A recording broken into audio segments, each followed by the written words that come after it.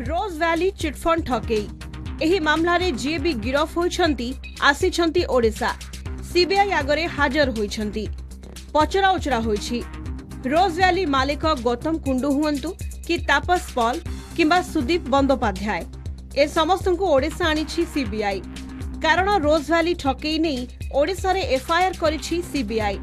कोलकाता रे कंपनी बड़ ठकई करिथिला ओडिशा रे काहेकि एफआईआर हेला।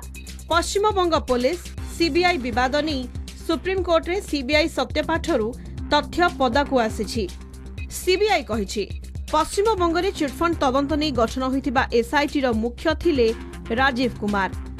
पश्चिम बंग दुर्गापुर रे 4 अक्टोबर 2013 रे रोज वैली विरोध रे एफआईआर होइतिला। परे जेतेबेले चिटफंड मामला सीबीआई हाथकू आसिला एही तथ्य को राजीव कुमार सीबीआई ठारू लुचाई रखिथिले। तदंत समय रे ओडिशा रे रोज वैली ठकई नहीं अपराधिक मामला थिबा जणा पड़िला। तेणु रोज वैली नहीं ओडिशा रे एफआईआर हेला किंतु तदंत समय रे पश्चिम बंग रे एफआईआर कथा जणा पड़िला। एहा सह अनेक तथ्य प्रमाण राजीव कुमार बदलाई थिबा नहीं जणा पड़िथिबा सीबीआई कहिछि। वर्तमान पश्चिम बंग सरकार सीबीआई विवाद भितरे सीबीआई रो सत्यपाठरू नुआ नुआ तथ्य सामना को आसुछि। Bureau report Kalinga TV.